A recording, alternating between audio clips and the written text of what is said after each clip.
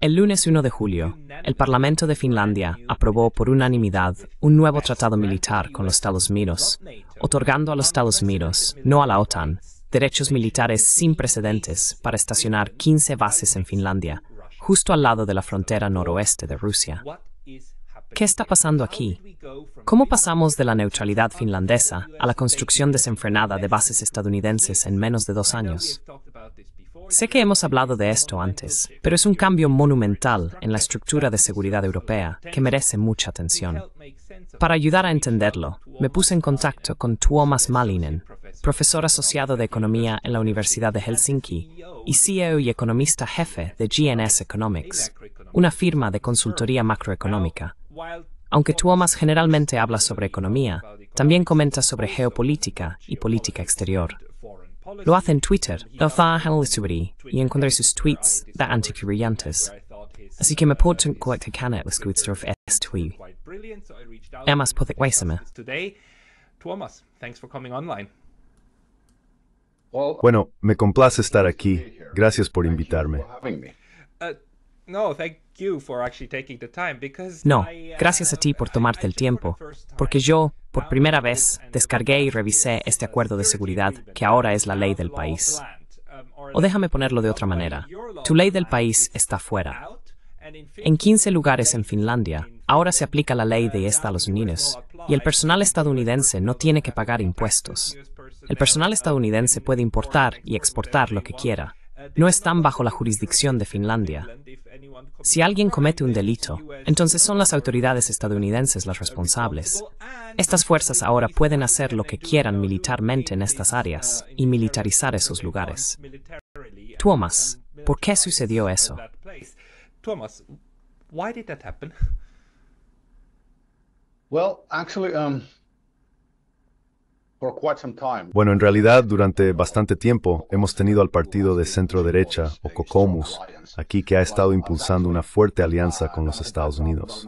De hecho, fui economista de fondo y amigo de nuestra actual ministra de Asuntos Exteriores, Elina Valtonen, durante varios años. Así que estuve muy cerca del círculo interno de Kokoomus. Quedó claro que el partido Kokoomus en su núcleo es rusofóbico. Temen a los rusos. Por alguna razón que aún no me queda clara, ven a los Estados Unidos como un caballero de brillante armadura en esta situación. Sin embargo, si miramos las historias de Rusia, la Unión Soviética y los Estados Unidos, realmente no hay ningún caballero de brillante armadura aquí. There really is no knight in a shining armor here. Both have pursued. Ambos han perseguido objetivos geopolíticos bastante despiadados. Ha habido un cambio completo, de ser un estado neutral cercano a Rusia, a ahora ser como un estado vasallo de los Estados Unidos. Este cambio ha sido gradual desde la disolución de la Unión Soviética en 1991, pero ha sido impulsado detrás de escena. El punto más crucial es que no se les preguntó a los finlandeses si queríamos unirnos a la OTAN, y no tuvimos voz en el acuerdo DCA. Esto ha sido impulsado por la élite finlandesa y el partido Kokoomus. Es un cambio extraño, y para entenderlo completamente necesitamos mirar más atrás en la historia. Es un gran cambio cataclísmico, pero lo más importante es que a nosotros, el pueblo finlandés, no se nos preguntó.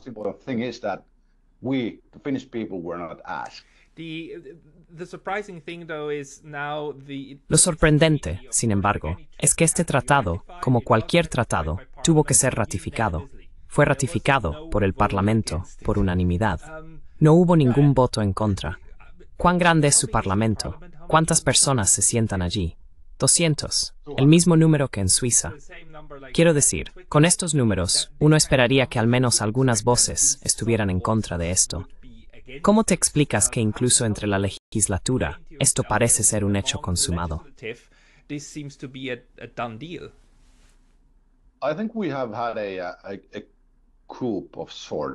Creo que tuvimos una especie de golpe durante la pandemia de COVID-19.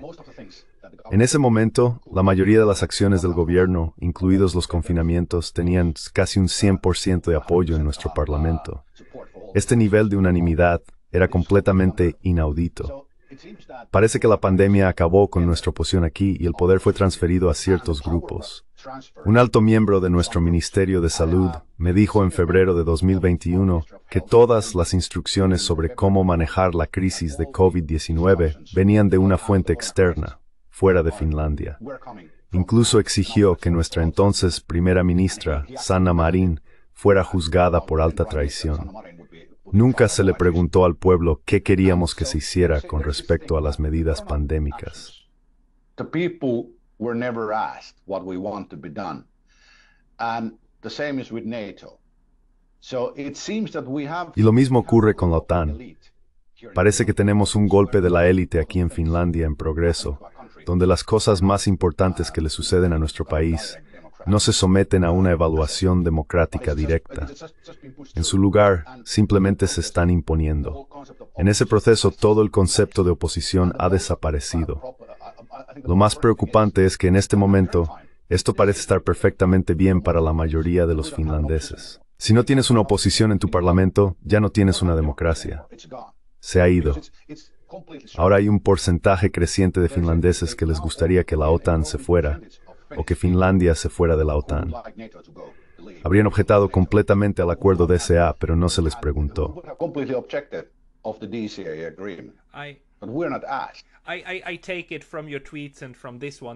Entiendo por tus tweets y por que perteneces al grupo que está muy descontento con este desarrollo.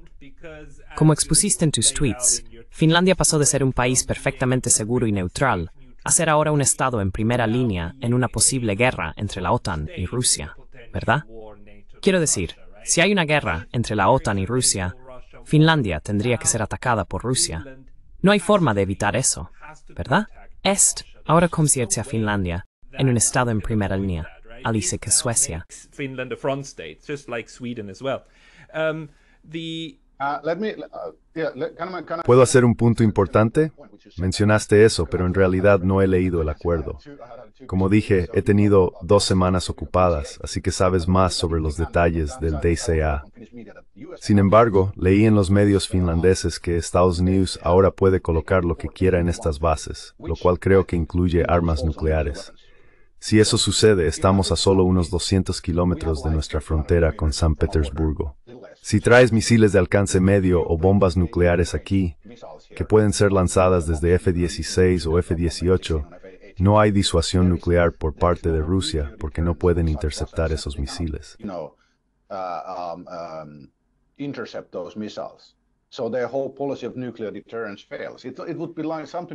Entonces toda su política de disuasión nuclear fracasa. Sería como si alguien trajera armas nucleares muy cerca de Washington, D.C. en Virginia. ¿Qué pensarías si se tomara una acción así? Rusia se vería obligada a reaccionar y solo podrían responder con un ataque quirúrgico o un ataque nuclear táctico. Así que Finlandia ya no es solo un estado fronterizo. En realidad somos el principal objetivo de los ataques rusos contra la OTAN. Nos hemos convertido en un blanco. Es la cosa más estúpida que este país ha hecho jamás. It's the stupidest thing this country has ever done. Es muy triste decirlo, pero creo que Finlandia ahora tiene el potencial de convertirse en la próxima Ucrania, aunque dentro de la OTAN. No, debo retractarme. Eres un miembro de la OTAN, así que quien te ataque activará el artículo 5. Es un escenario diferente.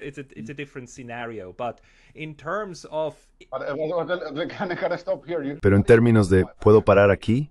¿Qué es el artículo 5? Sí, tienes razón. No es una defensa total. Solo dice que dentro de los límites de sus poderes, otros países necesitan apoyar a Finlandia. Es básicamente lo mismo que con Ucrania. Pero ahora en Europa ya no hay armas para enviar, así que estaríamos solos. Algunas personas piensan que el artículo 5 es algo sagrado que garantizará la seguridad para todos. Ese no es el caso con el artículo 5. De hecho, en 2013 y marzo de 2022, el Kremlin o Putin mostró su plan de acciones militares. In 2013 and 2022, in March 2022, Kremlin or Putin showed his plan of military actions in Nordics if En los países nórdicos, si hubiera una guerra entre la OTAN y Rusia, habría 2 bombardeos nucleares a Estocolmo, la capital de Suecia. Durante la segunda incursión, en realidad volaron 50 kilómetros dentro de las aguas territoriales suecas. Los bombarderos y los aviones de combate que los escoltaban penetraron 50 kilómetros en territorio sueco antes de regresar. Si hay una guerra entre Rusia y la OTAN, Rusia tomará Gotland, Wistetesgring Multgradchin of Maltigmo, y lanzará un a Estocolmo. And drop a nuclear bomb to Stockholm. If you decapitalize our most important... Si desmantelas nuestra ciudad más importante, Estocolmo, paralizas toda la defensa de los países nórdicos. Y luego, cuando tomas Gotland, controlas el mar Báltico. Finlandia no tiene otra área de acceso a aguas territoriales. En ese caso, nos veríamos obligados a negociar con Rusia porque todas nuestras importaciones y exportaciones del mundo exterior serían cortadas. Así que déjame terminar. Somos una isla. Finlandia es una isla. Si se presenta tal escenario, creo que Finlandia solo tiene 2 opciones: enfrentar la aniquilación completa o rendirse a Rusia, lo que también significa que la OTAN se romperá al mismo tiempo.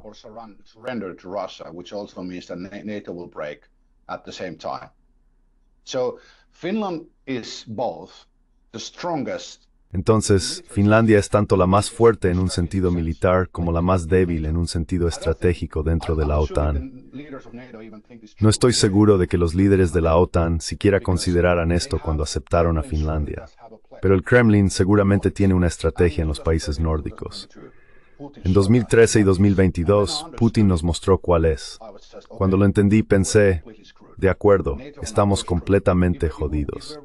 Con la OTAN o sin ella, estamos jodidos.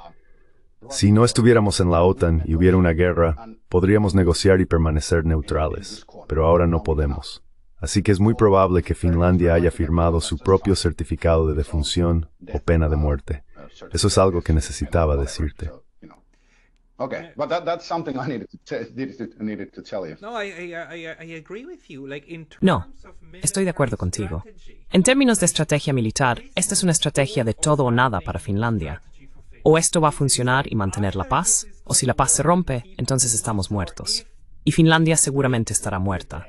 Alemania, Francia, el Reino Unido, ellos podrían sobrevivir dependiendo de cómo vayan las cosas, pero Finlandia seguramente estará muerta.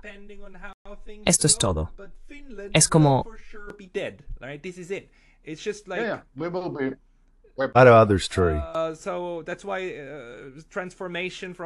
Por eso, me resulta muy difícil entender la transformación de un estado neutral a un posible estado en primera línea. ¿Cómo se aprobó esto de manera unánime?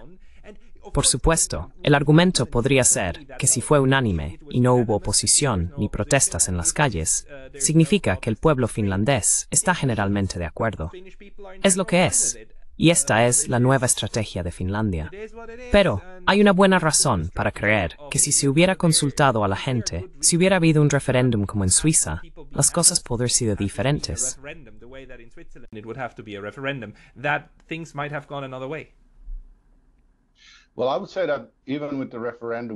Bueno, yo diría que incluso con un referéndum habríamos aceptado la membresía en la OTAN. Sin embargo, no hubo una discusión sustancial sobre la membresía en la OTAN en los medios finlandeses. Si hubiera habido una discusión exhaustiva y generalizada sobre lo que esto significa para Finlandia, firmar el acuerdo después no habría sido fácil. El pueblo finlandés habría entendido lo que están empezando a darse cuenta ahora. Muchos han comenzado a despertar al hecho de que la membresía en la OTAN puede llevar a la guerra. Nuestros medios están completamente enfocados en la propaganda de guerra y en preparar al pueblo finlandés para la guerra. Esto ha estado ocurriendo durante 2 meses ya, sin parar. Los finlandeses no son estúpidos, simplemente son completamente ingenuos. Han comenzado a despertar a esta amenaza de guerra. ¿Puedes ampliar un poco más sobre eso? ¿Cómo es la prensa finlandesa en este momento? ¿Cuál es el discurso actual? ¿Con qué te están bombardeando? Bueno, los ejemplos más reveladores son las instrucciones sobre dónde ir para refugiarse cuando llegue la guerra. Cuando no sí. Sí, sí.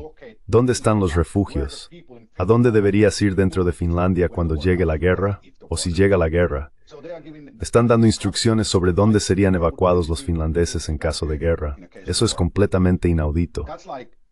Mis abuelos eran refugiados de nuestra frontera oriental. Escuché la misma conversación de ellos antes de que realmente sucediera. Les informaron que necesitaban mudarse. Y ahora, 80 años después, estamos en la misma situación. Cuando vi esto hace aproximadamente un mes, unas semanas atrás, en realidad lo publiqué en Max.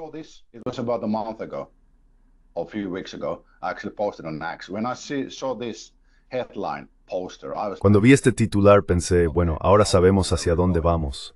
Durante los últimos 2 años, según nuestros medios, Putin debería haber muerto al menos 12 veces. Supuestamente está mortalmente enfermo y todo eso.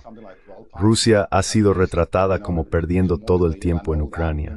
Ahora, de repente, estamos sin armas y Rusia es una amenaza para toda Europa. Hemos estado bajo constante propaganda desde febrero de 2022. Pero solo durante los últimos 2 meses ha habido un cambio en la preparación del pueblo finlandés post-war. Finlandia realmente estará en guerra.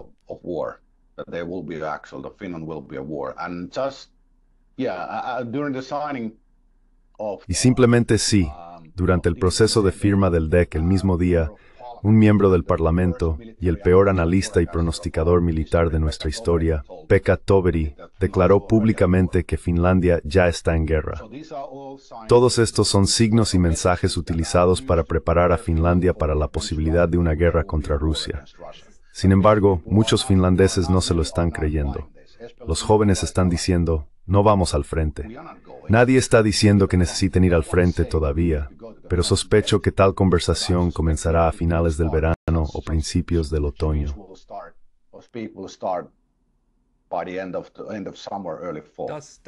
¿Tiene Finlandia servicio militar obligatorio?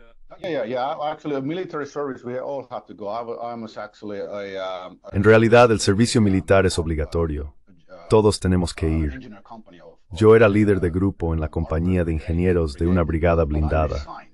Sin embargo, renuncié al ejército en septiembre. Habría defendido a Finlandia con gusto, pero no participaré en las guerras de la OTAN. Todo hombre finlandés puede ser reclutado porque todos ya hemos recibido entrenamiento.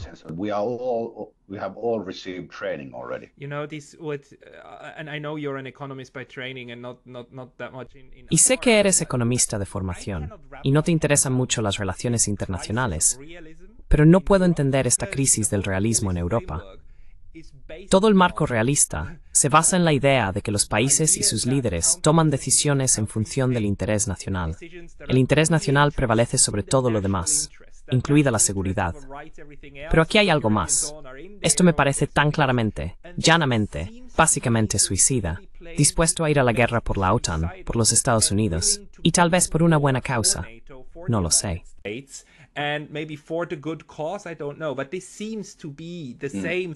Pero esto parece ser el mismo pensamiento.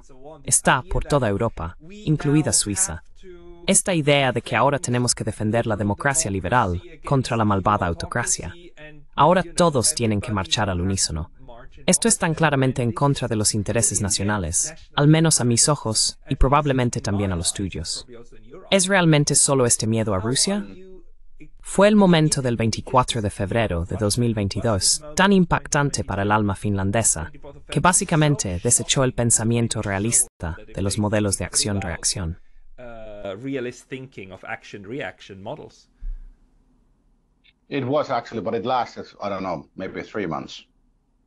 En realidad lo fue, pero duró, no sé, tal vez 3 meses. Fue un verdadero shock porque nadie esperaba otra guerra de invasión en Europa.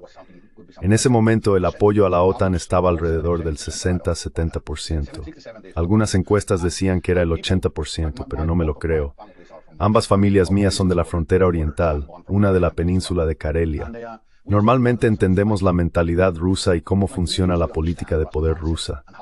Pero la gente en Occidente no. Ven a Rusia como el gran coco o algo así.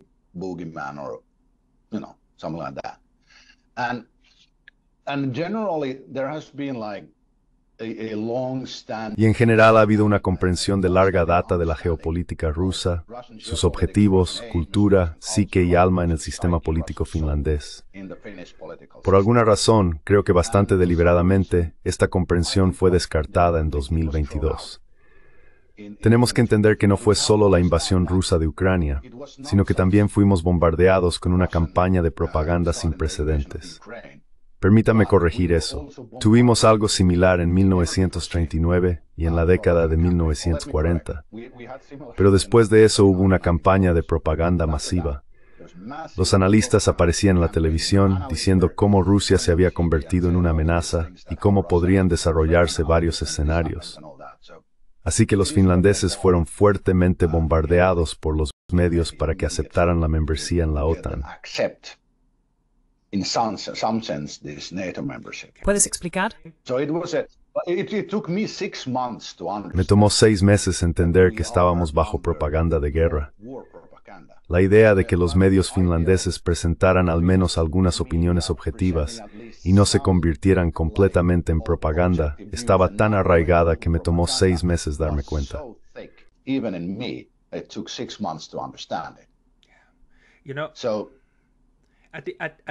En este punto, creo que hemos pasado el momento en el que aún podemos convencer a una parte significativa de nuestra población en casa. Probablemente sea más importante que expliquemos esta manía europea a los rusos y al mundo exterior. Necesitamos explicar por qué Europa parece estar volviéndose suicida o loca. Cuando te diste cuenta de que la propaganda era tan omnipresente, ¿tienes una explicación de cómo estas instituciones mediáticas parecen estar tan capturadas? ¿Es algo genuino que tiene que ver con la forma en que estas personas se seleccionan a sí mismas?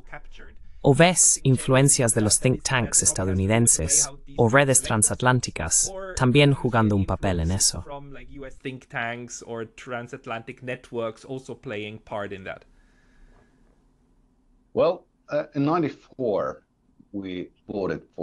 Bueno, en 1994 votamos por la membresía en la Unión Europea.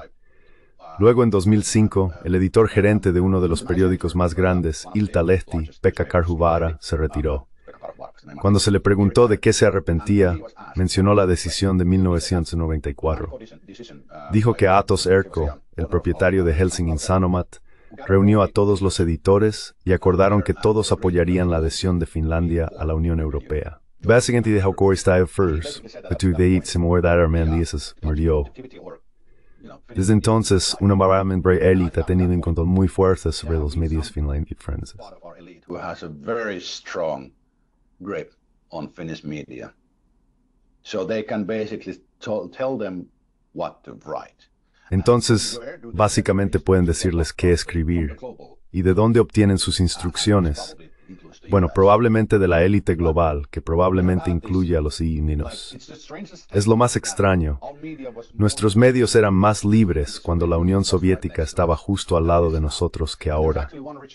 Un investigador de políticas del gobierno finlandés me dijo hace algunos años que cuando la Unión Soviética colapsó, hubo un verdadero furor entre funcionarios públicos de Finlandia. Se preguntaban de dónde tomamos nuestras órdenes ahora. From where do we take our orders now? You know, when Soviet Union collapsed and you didn't need to take orders from Kremlin anymore. Cuando la Unión Soviética colapsó, ya no necesitábamos recibir órdenes del Kremlin. Desafortunadamente, esas órdenes luego vinieron de la URA. Así que cambiamos el Kremlin por Bruselas.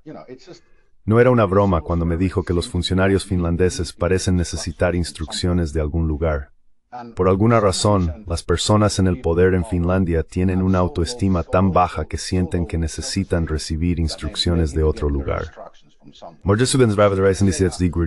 De nuestra historia, pero nuestros líderes son sacos de sangre. No sé qué es.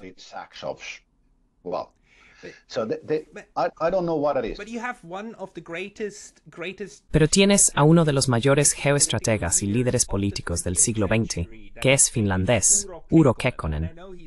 Sé que no es muy famoso en todo el mundo, pero debería serlo.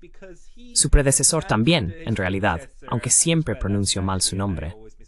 Estos dos fueron responsables. El primero por conseguir un acuerdo con la Unión Soviética que mantuvo a Finlandia fuera del Pacto de Varsovia. Finlandia no fue obligada a convertirse en miembro del Pacto de Varsovia, pero tuvo que firmar un acuerdo que aseguraba que Finlandia actuaría como un amortiguador y protegería a la Unión Soviética. Todo el trato era que si alguien intentaba atacar a la Unión Soviética a través de Finlandia, entonces Finlandia tenía que ayudar a la Unión Soviética a repeler el ataque. Básicamente, ese era el trato. Básicamente decía que nos defenderíamos como un país independiente y que la Unión Soviética es que podría proporcionar asistencia. La Unión Soviética tenía el derecho de pedir consultas para hacer cosas conjuntamente. Para los rusos era un trato muy simple. Pretende que haces esto por tu cuenta, pero en realidad sabemos que te asegurarás. Y si algo sucede, te ayudaremos, porque de todos modos serás atacado, ¿verdad? Muy simple. Este acuerdo aseguró que Finlandia no tuviera que unirse al Pacto de Varsovia y permaneciera neutral. El señor Urho Kekkonen logró manejar eso muy bien, siempre asegurándose de que la Unión Soviética no se sintiera amenazada, lo que también mantenía a Finlandia segura. Funcionó como un encanto. Finlandia tenía una economía de mercado liberal occidental y un hermoso modelo de desarrollo. Todo era estable en la región. Hizo eso en contra de lo que quería la Unión Soviética y también en contra de lo que quería Occidente. Así que fue una política exterior muy independiente.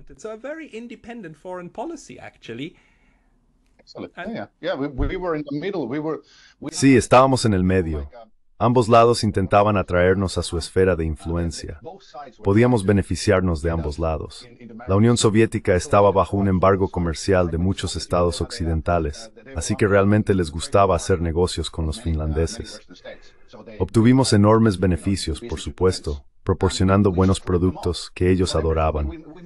Teníamos tanto poder de negociación que conseguimos los mejores acuerdos en la historia del comercio. Fue realmente genial.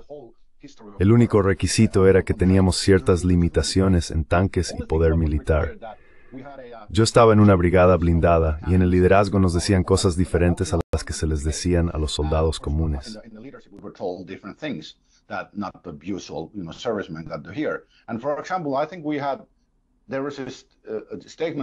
Por ejemplo, creo que hubo una declaración de que teníamos tanques T-72 en ese entonces. Creo que se nos permitía tener alrededor de 250 tanques operativos. Había un rumor de que había una base subterránea cercana con cientos de tanques T-70 con sus torretas removidas.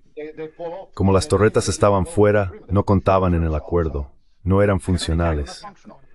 Finlandia jugó estos juegos maravillosamente a lo largo de los años. Hubo varias amenazas durante esos muchos años, pero Kekkonen logró navegar la situación con habilidad. Como mencionaste, fue un enfoque bastante único.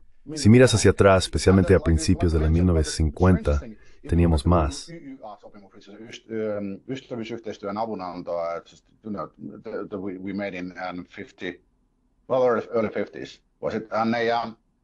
So, and now the DCA, we had more freedom in the UUA than with the DCA now. La libertad en la OSCE y con el DCA ahora sí, la Unión Soviética no podía venir aquí con armas. Tenían algunas bases de alquiler en Hungría y todo eso por un tiempo, pero simplemente no podían violar la independencia y soberanía finlandesa.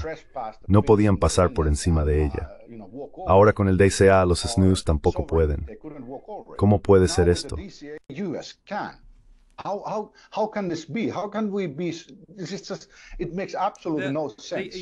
No tiene absolutamente ningún sentido. El personal de servicio de Estados Unidos ahora puede ir a Finlandia, visitar cualquier tienda finlandesa, comprar cualquier cosa, guardar el recibo y luego, al final del mes, simplemente pedir la devolución del IVA. Ni siquiera dejan el IVA en su país. Es una broma. Es una mala broma. Y económicamente, tampoco veo un beneficio. Durante la Guerra Fría, como acabas de decir, había una ventaja económica. El único otro país que tenía un acuerdo similar, accediendo a ambos mercados, era Yugoslavia. Podían importar excelentes tractores de Bielorrusia y componentes Fiat para sus coches. Pero esto se ha ido. No queda nada de esto. Tampoco queda nada de la idea de tener una política exterior independiente. Ahora, Finlandia está claramente dispuesta a ser la punta de lanza de la OTAN, aparentemente.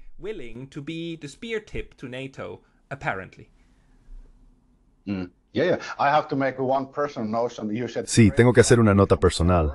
Mencionaste grandes tractores de Bielorrusia. En realidad, en la granja de mis abuelos hubo un tractor bielorruso durante mucho tiempo, y fue una de las máquinas más horribles que he visto. Era un pedazo de chatarra completamente inútil. Bueno, funcionaba y hacía el trabajo, pero no era nada especial. Lo he conducido muchas veces en el campo, y es una máquina horrible. Está bien, estoy feliz, porque mi amiga en Herzegovina, su abuelo me dijo que les encantaba este tractor, porque era básicamente indestructible. Iba a cualquier parte.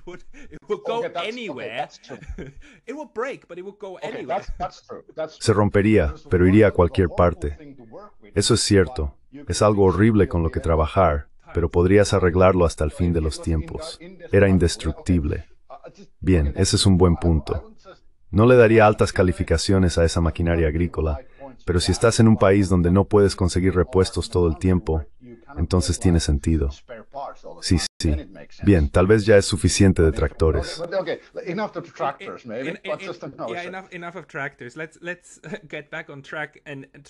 Sí, basta de tractores. Volvamos al tema. Si tuvieras que hablar con los rusos en línea, ¿cómo les explicarías lo que está sucediendo en Finlandia? ¿Ves alguna posibilidad de mejora? ¿Cómo puede Europa arreglar su relación con Rusia sin ir a la guerra? Este es un asunto serio. ¿Crees que se puede arreglar con el tiempo? El acuerdo de estacionamiento es válido por 10 años y puede ser terminado dentro de un año después de eso.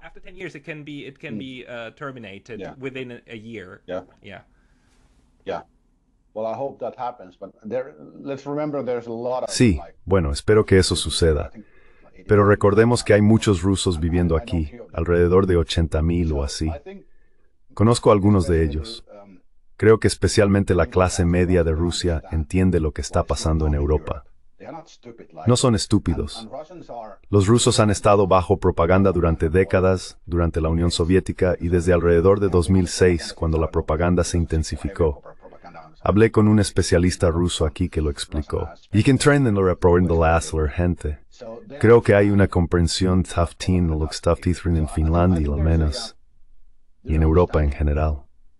What is happening in Finland at least, and in Europe in general. And what I heard from there just a month ago, Lo que escuché de allí hace solo un mes es que en general el ánimo es bueno en Rusia. Están tristes por lo que está sucediendo y esperan que este conflicto pase pronto. El Kremlin está construyendo lentamente una economía militar. Los rusos modernos no son como los que vivían en la Unión Soviética, porque no se podía salir de la Unión Soviética. Cuando se permitió a la gente salir de visita, comenzó el colapso de la Unión Soviética. Los rusos modernos, especialmente de la clase media, no como los breaks, y ven el mundo. they go around, not cosmopolites, but they travel, they see the world.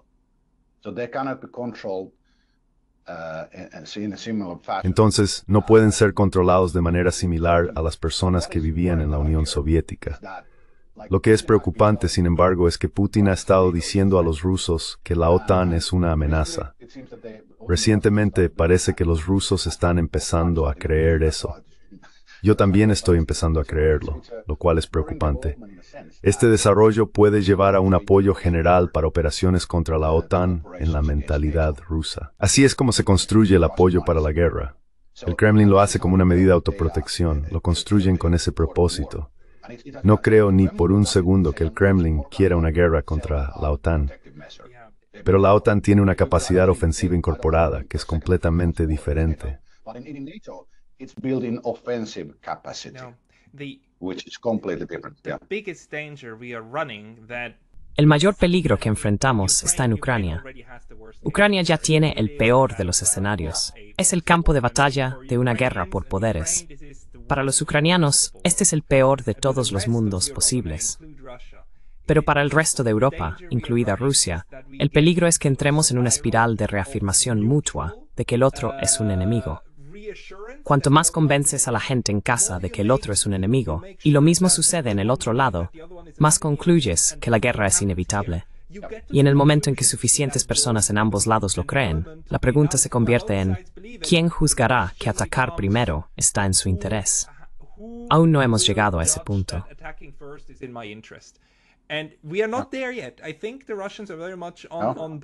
Creo que los rusos están muy comprometidos con evitar esto. Pero si salimos de esa mentalidad, sabemos que Vladimir Putin, en Europa y en Occidente, está siendo retratado como el mayor belicista desde Adolf Hitler. Sin embargo, en Rusia, es criticado por no ser lo suficientemente enérgico, por ser demasiado contenido. Hay personas que quieren levantar estas restricciones. Cuanta más presión apliquen los europeos con estas bases y demás, más argumentos tendrán estas personas para escalar. Pensemos en cuándo ocurrió esto por última vez en Europa. ¿Cuándo demonizamos a una nación en Europa? Fue en la década de 1930, en la Alemania nazi. When was it? 1930s in Nazi Germany. And this is the same thing that demonization of ordinary Russians, which is Este es el mismo tipo de demonización de los rusos comunes, lo cual es completamente absurdo y loco. Pero está sucediendo aquí. La preocupación es que si llegamos al punto en que la guerra es aceptada de la gente común, entonces sucederá. Aún no estamos allí. Como dijiste, espero que no lleguemos a eso.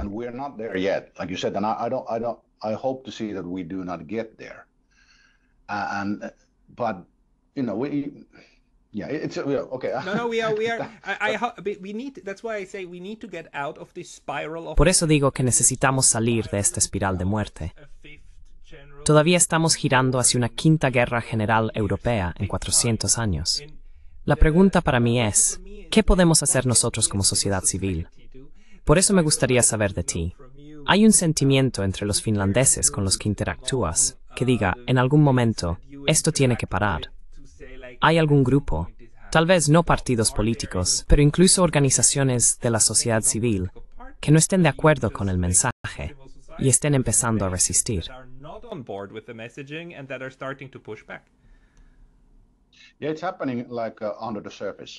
Sí, está ocurriendo bajo la superficie. Aún no tenemos ningún movimiento formal, pero la gente común con la que hablo, tanto jóvenes como mayores, está mostrando un cambio de ánimo. Sin embargo, no estoy seguro de que esté ocurriendo lo suficientemente rápido.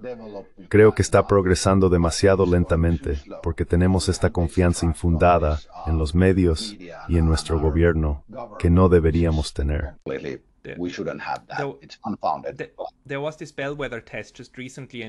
Recientemente hubo una prueba indicativa en Europa con las elecciones al Parlamento de la UOMEN. En muchos países se pudo ver cómo los partidos centristas, los partidos pro-guerra, en realidad perdieron algo de apoyo. No lo suficiente, pero perdieron frente a los extremos. Finalmente, ambos partidos extremos, especialmente en Alemania, son anti-guerra en Ucrania. ¿Cómo fue en Finlandia? ¿Qué indica el resultado sobre quién está ganando más popularidad y quién menos? Bueno, no ocurrió nada significativo aquí. No. Nada pasó aquí, lo cual fue sí, nada. No sé, es como de costumbre. No tuvimos ningún cambio importante. El problema es que no hay lugar para cambiar. No hay oposición. Entonces, ¿a dónde vas? No vas a ir a ningún lado. Mi punto era no votar. Ese era mi argumento. No votes porque no tiene sentido votar. En nuestras elecciones presidenciales había unos 8 candidatos. Era como los viejos tiempos de la Unión Soviética cuando los líderes eran tan grises. Italia sind tan grises. Por ejemplo, Navies Solmanesoint Gapades en Finland. There, for example, was not a single candidate for peace in Finland. Completely unheard of. And they were just given, everybody was given one. Completamente inaudito. A todos se les dio un tema para diferenciarse de los demás. Fue muy directo. Hablé con jóvenes y dijeron que no votan porque todos los candidatos son iguales.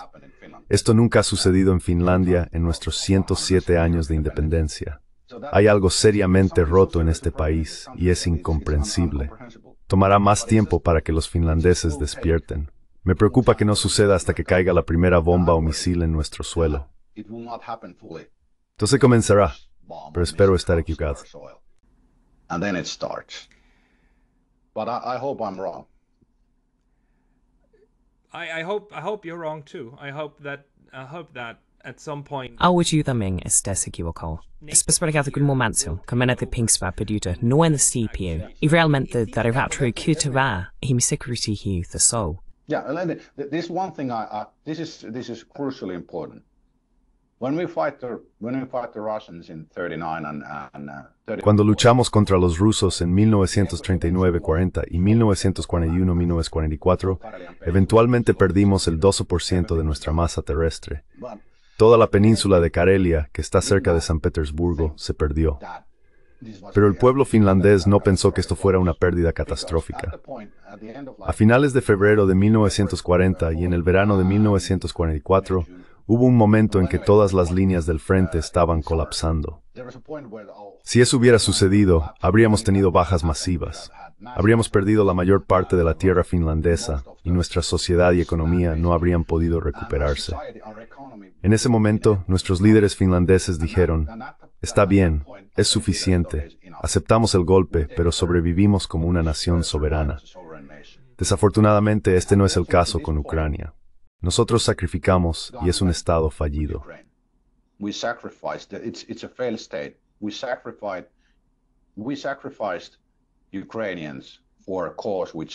Sacrificamos a los ucranianos por una causa que no puedo entender.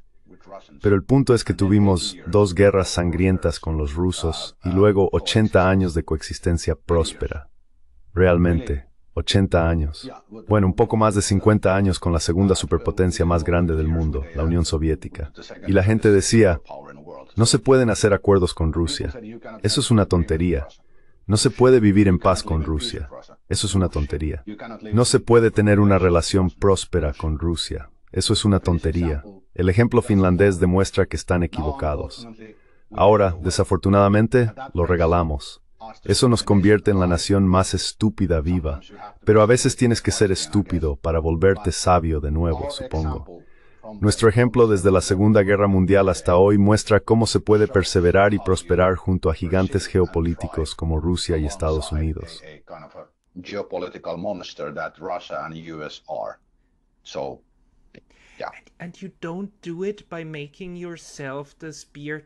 Y no logras esto, convirtiéndote en la punta de lanza de otro poder. Esto es, creo, la mayor victoria de los Estados Unidos en geopolítica. Nunca ganaron en el campo de batalla porque siguen perdiendo allí, pero ganaron en las mentes de las personas. Este es un momento sin precedentes. Nunca hemos tenido un tiempo en el que una gran potencia fuera capaz, no por medio de armas, de apoderarse de tierras, sino ideológicamente, de capturar naciones enteras y hacer que se alineen como un reloj. Eso es fascinante, y una victoria que debemos atribuir a los Estados Unidos. La Unión Soviética, Rusia y China nunca lograron esto. Ni siquiera están cerca de inspirar tanto asombro, amor y admiración, hasta el punto en que otras naciones estén dispuestas a renunciar a sí mismas por el bien mayor de lo que viene de los Estados Unidos. Tengo una pregunta.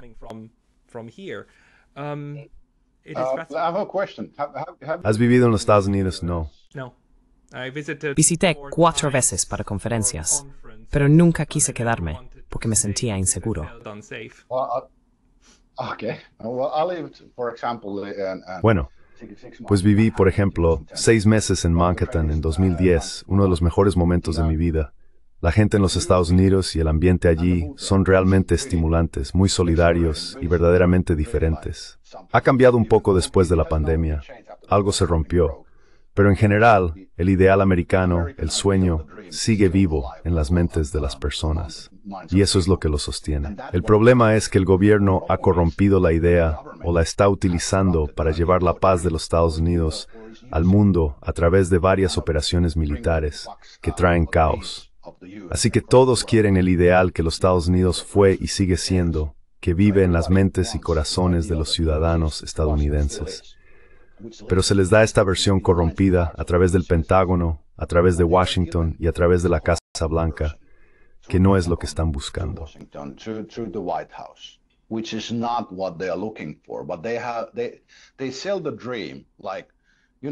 Pero venden el sueño, Como ya sabes, son los vendedores de aceite de serpiente. El gobierno de los Estados Unidos prometen que curará todos tus problemas, arreglará tu economía y arreglará a tu gente. Luego lo bebes y es un líquido negro que te enferma.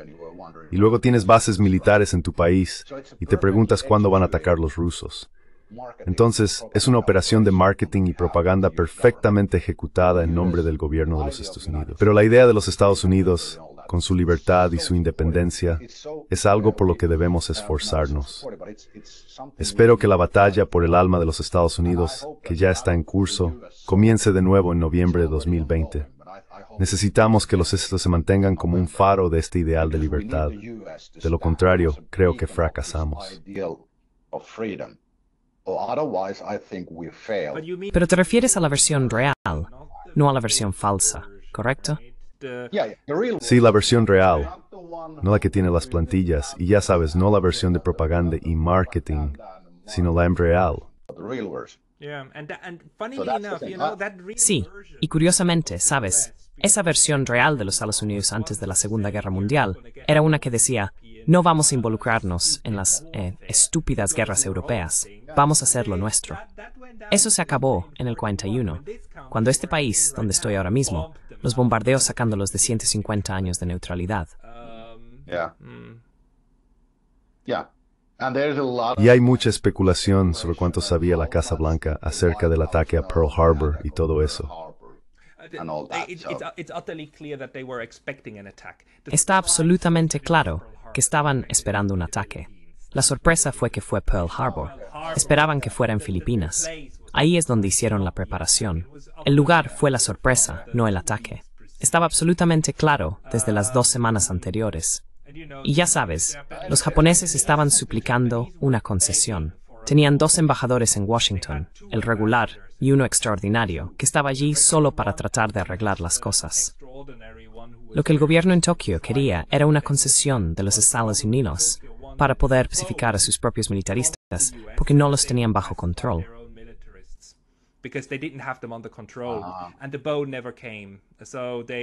Y el hueso nunca llegó. Así que al final, los militaristas dijeron: tenemos que irnos. Y luego el gobierno lo aprobó. Creo que desafortunadamente estamos en una situación en la que estos estados, por la forma en que se comportan, están en una espiral muy negativa. Estoy muy preocupado por Finlandia.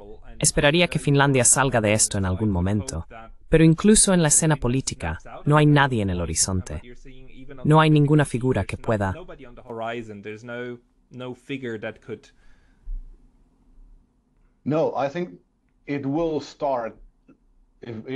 No, creo que comenzará. Si comienza, espero que sea como una revolución popular en Finlandia. Lo que pasa con los finlandeses es que, al igual que los franceses, se amotinan. Eso es lo que hacen. Los finlandeses sucumben cuando son presionados, pero luego llega un punto en el que han tenido suficiente, y entonces las cosas empiezan a suceder. Así que espero que dentro de 5 años, tal vez, veamos a muchos hombres de mediana edad, con bates de béisbol, caminando por la calle Mannerheim hacia la casa del Parlamento, para decirles a los políticos corruptos que ya han terminado. Say to the corrupt politicians that now we're done. The Finnish, we carry like the idea of Los finlandeses llevan la idea de: no te metas con nosotros, no te metas con nuestras familias. Está profundamente arraigada en la psique de los hombres finlandeses, por ejemplo, pero simplemente ha sido adormecida. Está ahí y ni siquiera tenemos que realmente alborotarnos para sacarla. Si los mentores finlandeses simplemente dijeran: esto termina ahora, creo que nuestros políticos lo terminarían. Así que esa es mi esperanza. Pongo mi esperanza en la buena gente de Francia y también en la buena gente de Finlandia. Los hombres en algún momento, que no está muy lejos, se convertirán en un punto de inflexión. Dirán: esto es suficiente ahora. Espero. Soy optimista sobre esas cosas que vienen. Y los franceses creo que ya lo están empezando. Yo también lo creo. Veamos cómo van las elecciones el domingo y cómo lo interpretan. Terminemos con esta nota optimista, esperando que podamos evitar una tercera guerra mundial. Tuomas Malinen, ¿Dónde deberían seguirte las personas? ¿Es Twitter el mejor lugar para seguirte?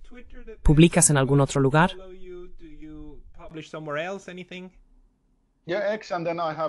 Sí, y luego tengo un boletín en Substack. Puedes encontrarlo buscando en Google Boletín de Pronósticos de Tuomas Malinen. También te insto a que revises el boletín de INS Economics si realmente estás interesado en un análisis en profundidad. Publicamos muchas cosas allí. Sí, y has escuchado a Tuomas. Quiero decir, él dice las cosas como son. No se anda con rodeos. Y te agradezco mucho por eso. Esto fue muy, muy esclarecedor para mí. Tuomas Malinen, gracias. Tuomas Malinen, thank you. Gracias.